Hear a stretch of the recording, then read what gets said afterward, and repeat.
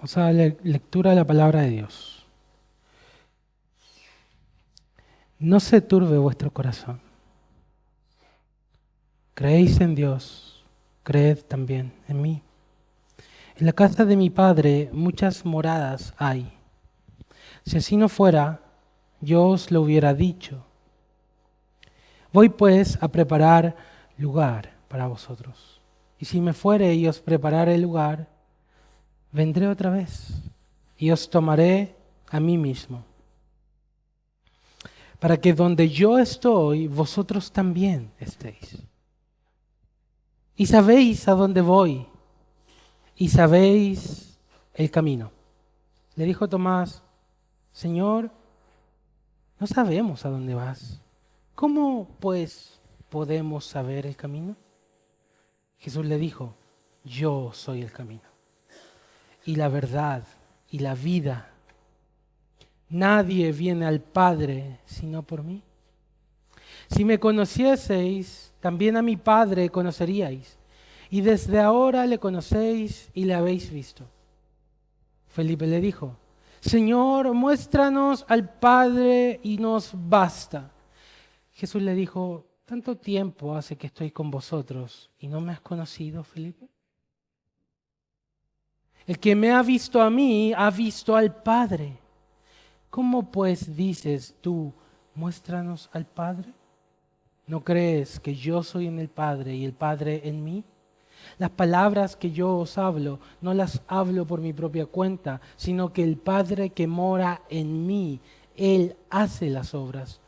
Creedme que yo soy en el Padre y el Padre en mí.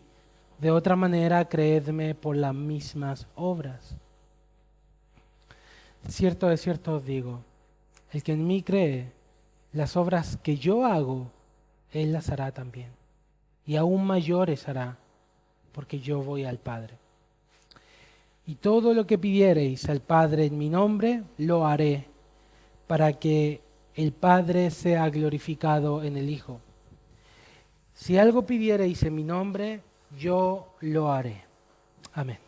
Esta es la palabra de Dios.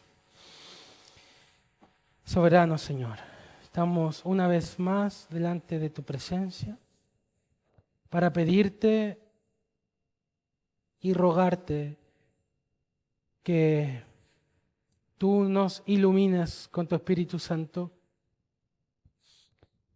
en orden de que podamos comprender tu palabra y podamos vivir por ella.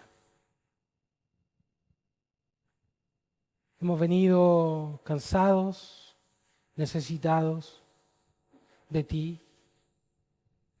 Por lo tanto, pedimos que tú, nuestro buen pastor, nos dirijas a estas aguas de reposo, a estos verdes prados, y nos alimentes hoy con tu palabra. Te lo pedimos por Jesucristo, nuestro Salvador. Amén. Amén. Los discípulos han atravesado una montaña rusa de emociones en los últimos días. ¿Recuerdan ustedes que ellos participaron en la entrada triunfal? La algarabía estaba desatada. Luego pasaron al momento de intimidad, en donde Jesús reveló acerca del traidor. Y ahora último, Jesús está diciendo que Él se va a ir y que los discípulos no lo pueden seguir. Y para colmo, Él profetiza del fracaso rotundo de Pedro. Entonces los discípulos han ido en una escalada de emociones y ahora los ánimos están muy, muy abajo.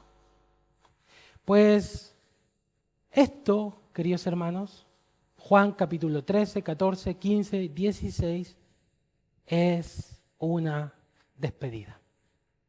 Son palabras de despedida. Es la última noche que van a estar juntos. Y qué angustiante puede ser una despedida, ¿no? Sobre todo si es una persona que amas. Mientras más grande el amor, más dolorosa la despedida. Porque no fuimos creados para estar separados, fuimos creados para estar juntos. Y por eso es que las relaciones a distancia funcionan un tiempo. pero después hay que juntarse. Así que estas palabras, a donde yo voy, ustedes no pueden venir, atraviesan como una espada el corazón de los discípulos. Jesús, a quien amamos, a quien escogimos, a quien seguimos y dejamos todo para seguirlo durante 3 años, ahora se va y no podremos estar con Él. Por lo tanto, ¿qué cosas comienzan a generarse en el corazón de sus discípulos? Tristeza. Las garras de la tristeza los apresaron. El miedo, ¿qué va a pasar? El corazón comienza a agitarse por la incertidumbre de lo que viene. Por lo tanto, desde el capítulo 14 en adelante, las palabras que nosotros generalmente leemos en nuestra Biblia en rojo son palabras de consolación de Jesús.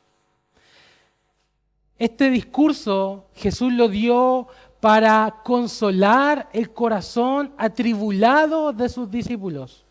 Son palabras de ánimo, de fortaleza, son como una especie de ungüento que cura las heridas de sus discípulos. Este texto que nosotros todos conocemos casi de memoria, uno de los versículos más famosos de la Biblia, yo soy el camino y la verdad y la vida, nadie viene al Padre sino por mí, están precisamente puestas en el contexto donde Jesús está animando y consolando la tristeza y el miedo de sus discípulos. Por lo cual el título de este mensaje, bueno, es Yo soy el camino, la verdad y la vida, es el 6º Yo soy de Juan. Pero no quiero que pierdas de vista que Jesús está dando palabras de consolación a corazones atribulados. Ese es el propósito de sus palabras. Los primeros 12 versículos Él da palabras de esperanza, versículos 13 a 14 hay promesas de fortaleza. Así que es muy interesante que los discípulos no dicen nada. Pero Jesús sabe que tienen miedo. Ellos no dicen tenemos miedo. Tal vez su rostro lo evidencia. De cualquier forma, Jesús sabe lo que pasa aquí dentro. Jesús conoce las emociones que se suscitan en el secreto del corazón. Aunque tus labios no se abran para confesarlo, Jesús sabe cuando estás ansioso, cuando tienes miedo, cuando estás triste. Y la palabra que utiliza acá, cuando dice no se turbe vuestro corazón, ¿se dan cuenta? ¿Ven cómo eso es como de consuelo? No se turbe vuestro corazón. No se turbe vuestro corazón. Esa palabra para turbar en el original es una palabra que expresa inquietud o conmoción. Es como cuando el mar está agitado. ¿Has visto el mar agitado? Hoy día el mar estaba sereno. Pero a veces está muy inquieto y se mueve de un lado para otro. ¿Lo has visto? Cuando está muy moviéndose así. Ya, eso mismo, pero dentro de ti. Cuando se mueve tu corazón, palpita más rápido, pensamiento tras pensamiento. No puedes estar sosegado, estás inquieto, estás preocupado, estás ansioso. Eso es lo que significa esta palabra. No se turbe vuestro corazón. ¿Cuándo se turba nuestro corazón? Cuando el futuro es incierto. Cuando nos falta seguridad de lo que va a pasar. No sabemos. Por lo tanto, eso produce en nosotros esta agitación interna, esta ansiedad, cuando las circunstancias son difíciles, cuando todo parece ir mal, es cuando esa agitación interna comienza a suscitarse en nuestra vida. ¿Te has sentido alguna vez así? Cuando todo va mal, por un lado el fracaso de Pedro, por el otro lado la traición de Judas, por el otro lado la vergüenza de que Jesús nos lavó los pies a todos nosotros en lugar de nosotros haberlo hecho. Todo eso genera en los discípulos. Estamos mirando para cualquier lado y no vemos un puerto, no vemos tierra. ¿Te has encontrado tú en algún momento sin salida? Donde no parecería haber un lugar seguro para aterrizar. Y tu corazón palpita más rápido y tu alma comienza a agitarse dentro de ti. Aunque tú no lo expreses con tus labios, Jesús sabe lo que pasa dentro de ti. Y del mismo modo como Él conocía a sus discípulos, también te conoce a ti perfectamente. Todas tus emociones, Él las sabe. Él entiende tu confusión. Él entiende cuando estás preocupado. ¿Cuáles son tus más grandes miedos? Cuando estás temeroso, Él sabe. Cuando estás inquieto, cuando no puedes dormir. ¿Les cuesta dormir a algunos? De la preocupación. Cuando frente a los demás tenemos que dar una imagen, ¿no? Pero por dentro tenemos heridas que sangran. Jesús sabe. Aunque los demás no sepan, Jesús sabe. ¿Y qué es lo que Él hace? Él atiende la herida interna. Él atiende el miedo del corazón, lo sana, lo venda. No se turbe vuestro corazón. Creéis en Dios, creed también en mí. Es muy interesante cómo Jesucristo los hace ver, hace a sus discípulos que lo vean a Él y que crean en Él. Él le está diciendo, ustedes creen en Dios como soberano, como el creador de los cielos y la tierra, crean también en mis palabras. Crean que yo soy fiel, crean que los amo. Jesús está haciendo una especie de redireccionar la mirada de sus discípulos. Desde la tormenta y los problemas, desde la incertidumbre hacia Él. Cuando nosotros ponemos nuestros ojos en la tormenta, como le pasó a Pedro, cuando estaba caminando hacia Jesús, ¿recuerdan esa? ¿Lo recuerdan, no? Dice la Escritura que cuando sacó sus ojos de Jesús y comenzó a ver las olas y el viento y el vaivén, se comenzó a hundir. Y eso nos pasa a nosotros. Cuando comenzamos a poner toda nuestra atención en el problema, en la incertidumbre, en que no hay salida, en que es todo oscuro, es que mira cómo se mueven las cosas, mira cómo está pasando, entonces nos comenzamos a hundir en ansiedad, en preocupación, en miedo, en tristeza.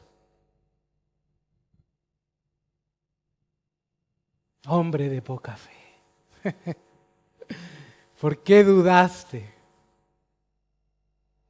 Jesús redirige la mirada de sus discípulos desde la tormenta por sobre las nubes hacia un cielo sereno donde el trono de Dios gobierna todo. ¿Creéis en Dios? Creed también en mí. Aunque hay una traición andando, aunque hay un fracaso del mejor de sus discípulos, aunque hay vergüenza en los mismos discípulos, aunque todos se escandalizarían de él esta noche, aunque sería torturado y crucificado, todo está en el gobierno de Dios. Creed en mí. Muchas veces nosotros esperamos que Dios nos dé una salida, una respuesta para poder confiar, pero no funciona así. En medio de no ver nada, tenemos que confiar en el que dirige todo. Muchas veces esperamos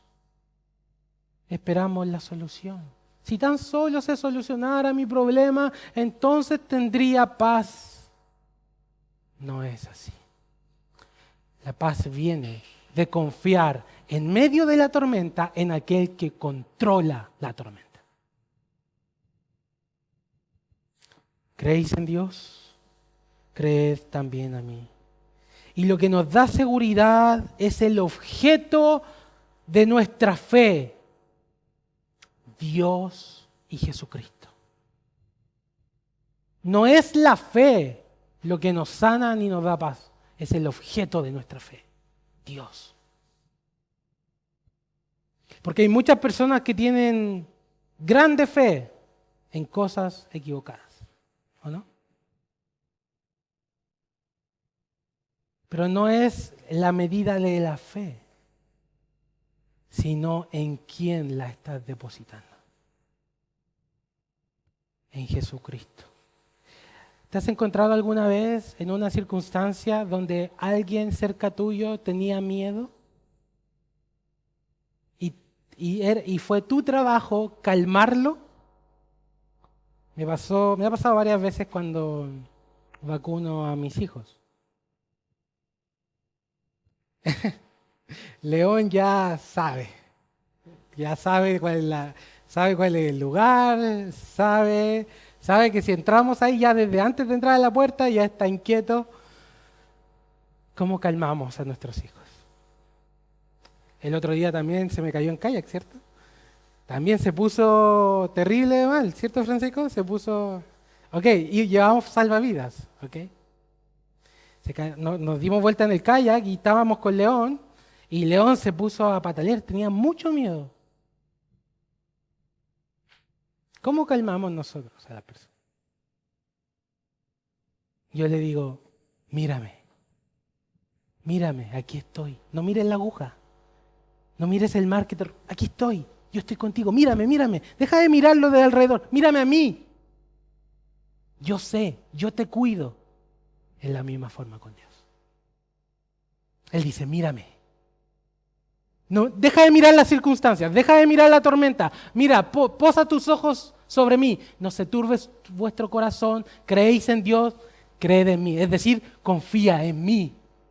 Confía en mí. Confiáis en Dios, confiad también en mí. Entonces, ¿cuál es el remedio para nuestros miedos, tristezas, preocupaciones? Redirigir la mirada. Redirigir la mirada hacia el Señor. Y el Maestro ministra el temor de sus discípulos, de sus ovejitas débiles. Por lo tanto, confía, querido hermano. Confía en Dios.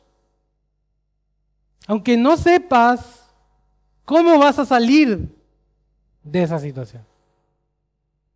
No confíes en la respuesta, confía en tu Dios. Él te ama y te está cuidando. De hecho, en la vida cristiana justamente se trata de caminar por fe y no por vista. Caminar por vista es súper fácil. Es estar confiado en los resultados, ser una persona en el fondo evidencialista, o sea que se dirige a medida que va viendo cosas y confía en los resultados. Si tan solo supiéramos lo que nos va a pasar, entonces estaríamos realmente tranquilos. ¿Por qué el horóscopo es tan famoso? ¿Por qué hay iglesias que han mutado en una especie de horóscopo cristiano donde hay personas que le dicen el futuro a las otras personas? Y todos esperamos y vamos a la iglesia para que nos digan nuestro futuro. ¿Eso es caminar por fe? Es estar confiando en que debo saber lo que viene para entonces estar tranquilo. Pero justamente por eso Dios no nos cuenta la historia. No nos cuenta los específicos de nuestra vida. Porque Él quiere que confiemos en Él. Él quiere que dependamos de Él. No está Dios tan interesado en revelarnos lo que viene. Hermano Cristian, el Apocalipsis. Sí, ya, pero en el macro, ¿no? Sí, nos da esperanza venidera. Pero, ¿qué va a ser de tu vida mañana, pasado, la otra semana, el otro mes, este año? Dios prefiere que tú confíes en Él. En lugar de darte una especie de sueño que te anticipe todo lo que te va a pasar. Porque es la fe en Él lo que cura el corazón. Lo que da paz, lo que da sosiego. La tormenta seguía andando, hermanos, cuando Pedro estaba sobre el agua. Él solo tenía que fijar su mirada en Cristo Jesús. Desvió la mirada y se comenzó a hundir. Y es lo mismo con nosotros. Así que confía en Él. Confía en Dios en medio de tu circunstancia, En medio de tus miedos, tus tristezas y tus dolores, confía en el Señor. Fíjense que luego de que Él dirige los ojos de sus discípulos hacia Él, hacia Jesús, Él ahora dirige los ojos de los discípulos hacia el propósito final de a dónde vamos, cuál es el destino último de donde estamos destinados para ir. Versículos 2 y 3. Le dice, en la casa de mi Padre muchas moradas hay. Si así no fuera, yo os lo hubiera dicho. Voy pues a preparar lugar para vosotros. Y si me fuere y os preparare el lugar, vendré otra vez y os tomaré a mí mismo, para que donde yo estoy, vosotros también estéis. Fíjense cómo Jesús ministra el miedo y la tristeza y la ansiedad de sus discípulos al hacerlos pensar en la gloria venidera. Este es un buen remedio para la ansiedad. Pensar en el cielo. Un buen remedio para nuestras tristezas, para nuestras enfermedades, para nuestros dolores. Pensar en la vida eterna. Eso es lo que hace Jesús. Y lo pone en estos términos de casa, morada, preparar lugar. Y yo recuerdo cuando pequeño haber escuchado a alguien hablar de esto, de las moradas, de las mansiones, también se traduce en algunas partes. Y como que me daba la sensación de que decía que Jesús fue como a preparar lugar, en el sentido como que Él no está haciendo la cama, como que no está construyendo, así está como haciendo la morada, ¿no? En la casa de mi Padre muchas moradas hay, voy pues a prepararos lugar. Pero este no es un lenguaje literal, hermanos. La casa del Padre, ya me importa. La casa del Padre no es literal. Pero la idea que acá el pasaje está mostrando es que en la casa del Señor hay como moradas, es decir, como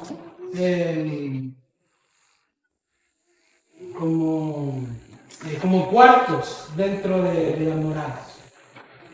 Perdón, dentro de la casa, es como una gran casa que tiene como cuartos, ¿no? Esa es la idea del texto.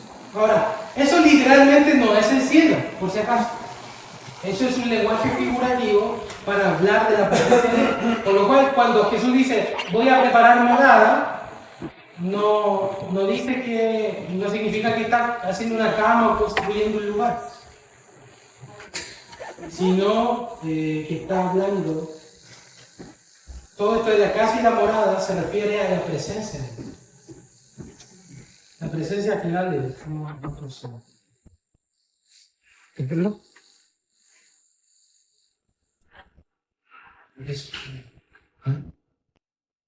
¿Uno, dos? Ahí sí. El otro día me molestaba, estaba con dos micrófonos. En una foto. ¿Por cuál habla? Bueno, este está malo ya, por si acaso. Entonces, esto de la casa, de la morada, tiene que ver con la presencia de Dios. ¿Y cómo Él entonces nos va a preparar morada? Justamente, Él nos prepara esa morada a través de su sacrificio, de su muerte.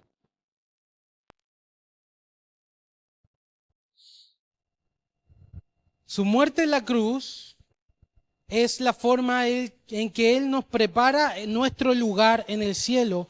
A través de la cruz, cuando Él dijo, consumado es, Él nos hizo aptos para entrar en la presencia del Padre.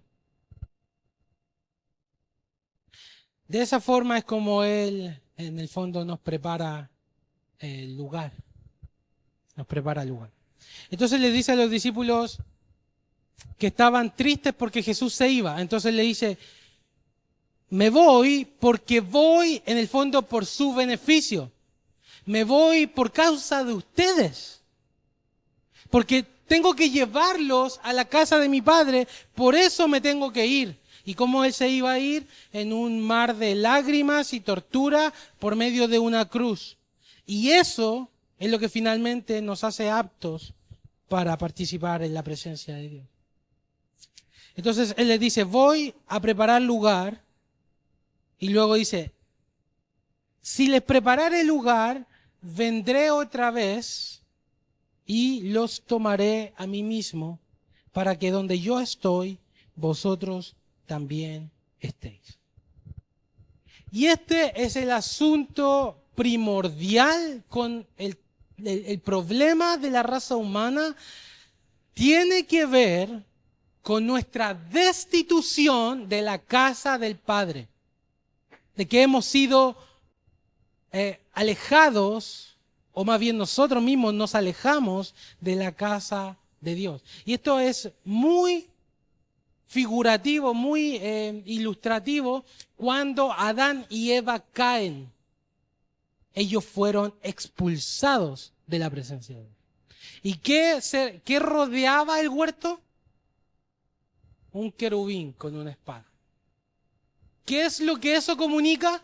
No son bienvenidos en la presencia de Dios por causa de su rebelión. Entonces, todo el asunto de la historia humana tiene que ver en cómo el hombre puede volver a la casa de la cual él mismo se alejó.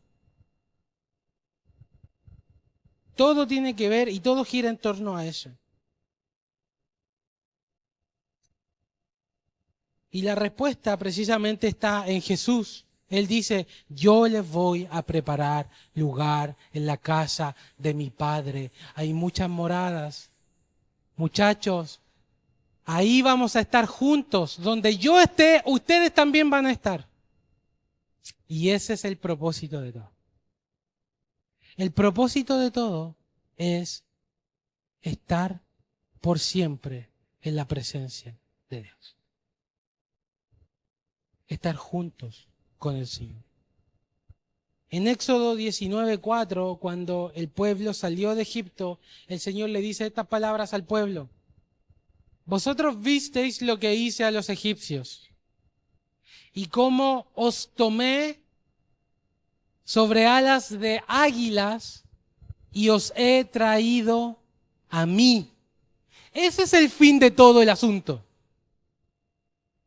No que simplemente nos rescata de una esclavitud para dejarnos así como a la deriva.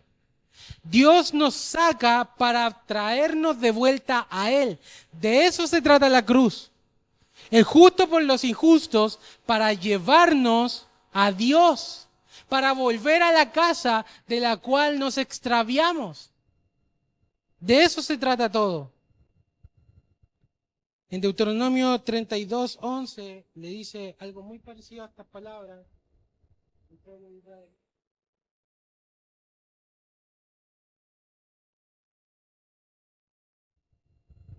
Le dice, como el águila que excita su nidada, revolotea sobre sus pollos, extiende sus alas, los toma y los lleva sobre sus plumas. Para eso el Señor los redimió de Egipto, para tener una relación personal con ellos, para tener comunión. De eso se trata al final todo. De tener comunión con Dios, de ser amigos otra vez. Entonces, no tiene que ver tanto con el cielo, sino más bien con la persona que está. Todos quieren ir al cielo, ¿o no? Todas las personas, pregúntale a todos si se quieren ir al cielo o al infierno, y todos están a decir que quieren ir al cielo. Pero solo con una condición, que Dios no esté ahí. Lo único que quiere el ser humano es bendiciones, prosperidad, vida, sin Dios. Pero el cielo se trata justamente de Dios. Es el lugar donde Él habita. Entonces no es tanto el lugar, sino la persona a la cual vamos. ¿Qué es lo que Jesús está diciendo estas palabras? En medio de tus tribulaciones, en medio de tus miedos, en medio de tus tristezas, piensa para dónde estás yendo. Piensa en la gloria venidera. Piensa en la casa del Padre. Piensa en que estaremos siempre juntos. ¿Te das cuenta? Y de esa forma, tu miedo presente puede ser disipado por la gloria venidera. De hecho, es lo mismo que dice Pablo en Romanos 8:18. Tengo por cierto que las aflicciones del tiempo presente, ¿se saben ese pasaje? No son comparables con la gloria venidera que en nosotros ha de manifestarse. ¿Cómo curar tu dolor? ¿Cómo curar tu tristeza y tu miedo? Piensa en la gloria venidera. Piensa en que siempre vas a estar con Jesucristo. Y le dice, hay muchas moradas. ¿Qué significa eso? Hay harto lugar. Y esto es de mucho ánimo para nosotros, para la misión. Hay muchas moradas en la casa del Padre. Hay muchas moradas. Apocalipsis dice que es como una multitud incontable. Por lo tanto, tenga valentía. Piense, hay muchas moradas en la casa de mi Padre. Porque Dios nuestro Salvador quiere que todos los hombres sean salvos y vengan al conocimiento de la verdad. Porque hay un solo Dios y un solo mediador entre Dios y los hombres, Jesucristo hombre, el cual se dio a sí mismo en rescate por todos, de lo cual se dio testimonio a su debido tiempo. 1 Timoteo 2, 4 y 6. Así que Dios quiere que todos los hombres sean salvos y vengan al conocimiento de la verdad. Y eso no lo dijo Arminio, lo dijo Pablo en 1 Timoteo 2. Hay muchas moradas, personas de todas clases, de toda lengua, de todo estrato social, en Ancud y en Castro, en Antofagasta y en Linares, ¿cierto? Hay muchas moradas. Eso debería darnos ánimo para continuar la misión. Pero siempre nos faltan los preguntones. Tomás y Felipe, ¿no? Porque el Señor les dice, ya saben a dónde voy, saben el camino. Y Tomás, pero no sabemos dónde va. ¿Cómo pues podemos saber el camino?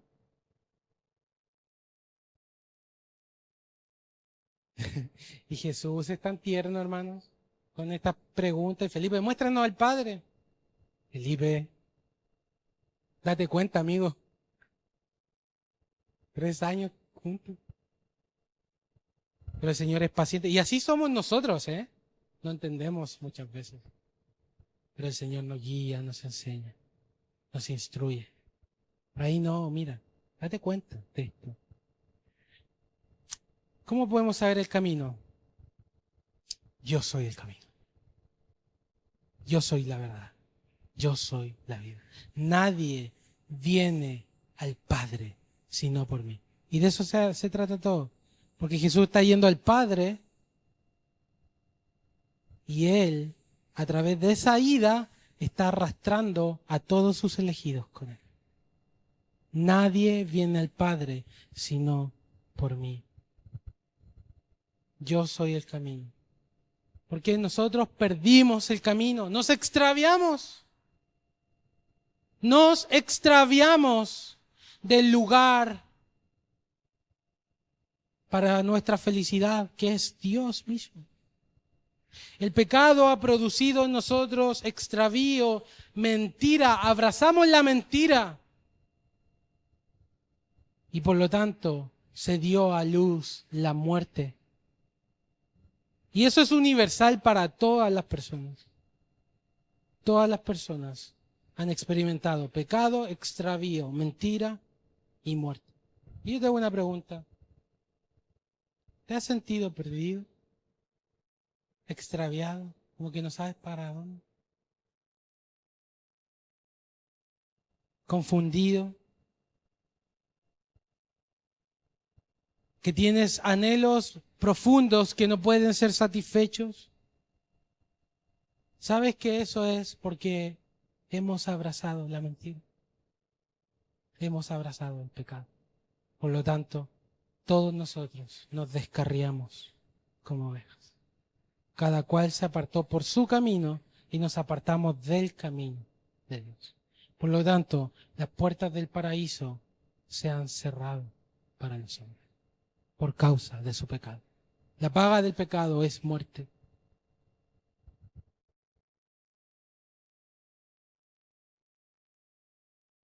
Pero se ha abierto un nuevo camino. Fallamos en el primer camino. ¿Cuál era el primer camino? Obedece, Adán. No comas del fruto del árbol y vivirás. Nos perdimos de ese camino y Dios abrió un nuevo camino para volver a la presencia de Dios. Y ese camino no es un camino, es una persona. Es Jesucristo. Y Él, en el fondo, es la respuesta a todo lo que estamos buscando. Él dice, yo soy el camino. Yo soy el camino. Nadie viene al Padre sino por mí. Él es la respuesta a nuestros anhelos más profundos. Él es la respuesta a nuestras tristezas. Él es la respuesta a nuestras enfermedades. Él es la respuesta a las mentiras que hemos creído. Él es la respuesta. Él es la respuesta a nuestra muerte. Porque Él es la verdad y la vida. Yo soy el camino para los que están perdidos.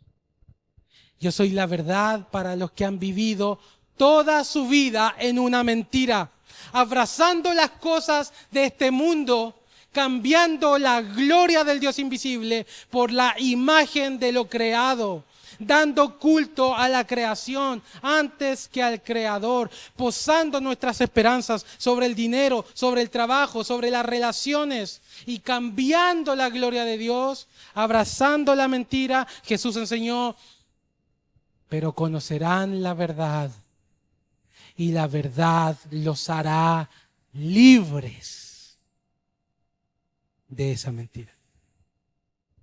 ¿Y qué es conocer la verdad? ¿Conocer una serie de doctrinas? Conocer la verdad es conocer a Cristo Jesús. Y eso te libera de tu pecado, de tus ansiedades, de todo lo que estás viviendo.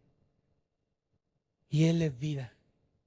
En Él estaba la vida y la vida era la luz de los hombres. ¿Has experimentado esa luz? ¿Has experimentado ese salir de las tinieblas y venir a su luz admirable?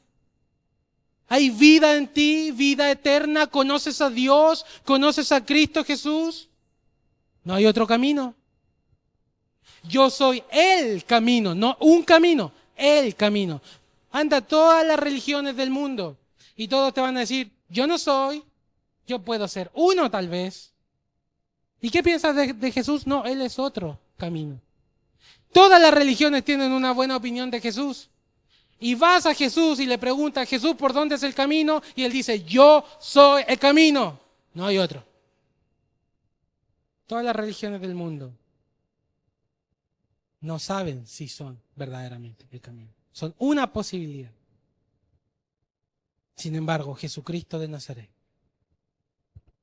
el Dios encarnado, dijo que no hay otra posibilidad fuera de Él. Él es el único camino de regreso al Padre. Así que sea que hayas pecado, sea que estás en tristeza, sea que estás en agonía, sea que no sabes del futuro, sea que estés medroso en esta hora, la respuesta a todo eso es Cristo. Y por eso Él está diciendo, muchachos, fijen sus ojos en mí, confíen en mí, mírenme a mí. Vamos a estar siempre juntos. Yo mismo me voy a encargar de llevarlos a todos ustedes al reino de mi Padre. Mira a Cristo. Yo soy el camino. Yo soy la verdad. Yo soy la vida. Efesios 2:18. En Él tenemos entrada por un mismo Espíritu al Padre. Y hay un texto muy hermoso también en Hebreos que dice así. En Hebreos 10, 19 al 22. Así que hermanos, teniendo libertad para entrar en el lugar santísimo. Tú sabes que en el lugar santísimo del tabernáculo y del templo no se podía entrar. Porque era el lugar donde habita Dios. Sino solamente una vez el sumo sacerdote, y no sin sangre, una vez al año. Lo que esa verdad expresaba, y los velos con querubines bordados expresaban: aquí está Dios, tú eres pecador, tú no eres bienvenido aquí. Porque Dios es santo y tú no. Sin embargo, ¿qué nos dice el autor de los Hebreos? Que ahora tenemos libertad para entrar en el lugar santísimo. ¿Te das cuenta cuán fuerte es eso? Podemos entrar a la presencia de Dios, al lugar no santo, al lugar santísimo. A lo santo de los santos, donde los ángeles se cubren el rostro porque no pueden con la gloria de Dios.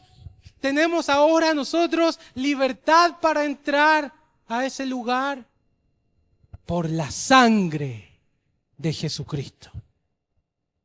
Sigue y dice: por el camino nuevo y vivo. Porque no es un camino, es Él. El camino nuevo y vivo que Él nos abrió a través del velo. Cuando el velo, uno entraba a la presencia del lugar santísimo, el sumo sacerdote una vez al año, él tenía que abrir el velo. Y el autor de los Hebreos dice que Él nos abrió el camino a través del velo, y lo dice: esto es su carne. Su carne fue partida para que tú puedas entrar a la presencia del Padre, al lugar santísimo. Y teniendo un gran sumo sacerdote sobre la casa de Dios, acerquémonos con corazón sincero, en plena certidumbre de fe, purificados los corazones de mala conciencia.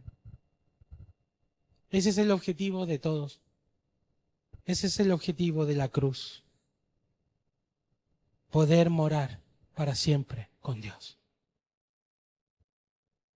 Y eso lo hizo Jesucristo.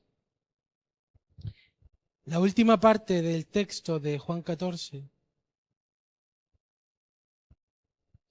Jesucristo ya ha hablado de esto antes, por lo cual no vamos a profundizar mucho. Pero básicamente lo que está diciendo ante la pregunta de Felipe, demuéstranos al Padre y nos basta, es que Jesucristo y el Padre son uno. Yo soy en el Padre y el Padre en mí, y cualquiera que ve al Hijo ve en realidad al Padre, porque Cristo no es solo un ser humano, Cristo es Dios encarnado. Por lo tanto, nuestra confianza en Él es un ancla firme. Estamos confiando en Dios. Colosenses 1:15, el primogénito, Cristo es el primogénito de toda creación, la imagen del Dios invisible. Nadie ha visto a Dios jamás. El unigénito Hijo que está en el seno del Padre, Él le ha dado a conocer. El que me ve a mí, Felipe, ve al Padre. Porque Él es el resplandor de su gloria y la imagen misma de su sustancia. Él y el Padre son uno. Y es por esa razón que no hay otro camino. La última parte son promesas de fortaleza que Jesús da a sus discípulos. Desde los versículos 12 al 14. Dice algo extraordinario. Dice que los que creen en Él, porque todo está tratando acerca de esto, de confiar en Él.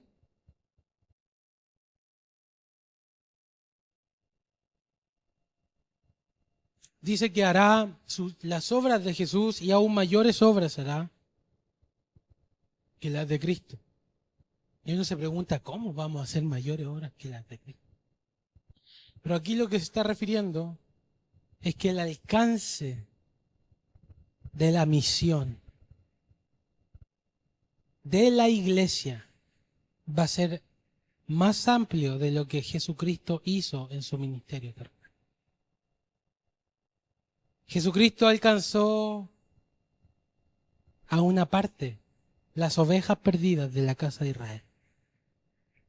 La iglesia va a alcanzar más por medio de la obra de Cristo. Pero dice, si crees en mí. Y luego dice esta promesa, todo lo que pidiereis al Padre en mi nombre, lo haré para que el Padre sea glorificado en el Hijo. ¿Significa esto que podemos pedir cualquier cosa a Jesús, en el nombre de Jesús, que usamos como una especie de mantra, y Dios nos va a responder sí o sí? Aquel que confía en el Hijo y tiene su mirada en la patria celestial, ¿qué es lo que va a orar? ¿Qué es lo que va a orar? Va a orar por la gloria de Dios, por el avance de su reino, para que se haga su voluntad, para que nos dé el pan de cada día, para que perdone nuestros pecados y para que nos libre de las tentaciones.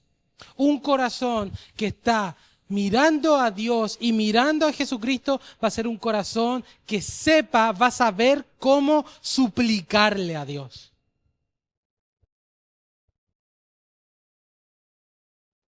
Y entonces, ¿cómo dice el Salmo 37? Deleítate en Jehová y Él te concederá las peticiones de tu corazón. Mira al Señor, deleítate en Él, confía en Él. ¿Y qué va a haber cuando tú hagas eso? ¿Qué va a haber en tu corazón? Van a haber solo peticiones que involucren su gloria, porque lo amas. Pero ¿qué pasa si no te estás deleitando en Dios, confiando en Él, buscándolo, y vas a Dios como un aladino de la lámpara? Dice Santiago, pedís y no recibís. ¿Le piden mal? Para gastar en vuestros deleites. Por eso un corazón que está inmerso en la fe y en la confianza de un niño en Cristo va a saber qué orar. Y esa es su promesa, y esa promesa fortalece a sus discípulos tristes y miedosos. Amén. Tengamos un tiempo entonces de orar al Señor.